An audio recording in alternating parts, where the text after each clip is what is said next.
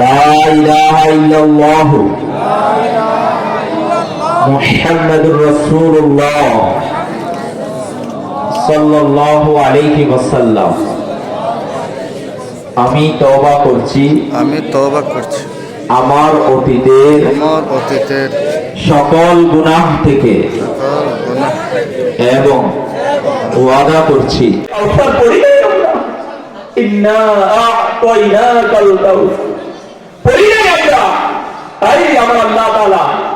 কারণ কবরে আমার নবী তাশরীফ আনবে গোলামের কবরে, উপর এটা ইউজ হবে না আছে, এটা নিয়ত করতেছে। হ্যাঁ হ্যাঁ, শুনুন, আপনি করে দেখছেন, আর আপনি এটাও মনে রাখুন, আপনার যেমন ক্ষমতা আছে আরেকজনকে কি করার, জুলুম করার, আমার আল্লাহ তাআলার ক্ষমতা আছে আপনাকে গ্রেফতার করার।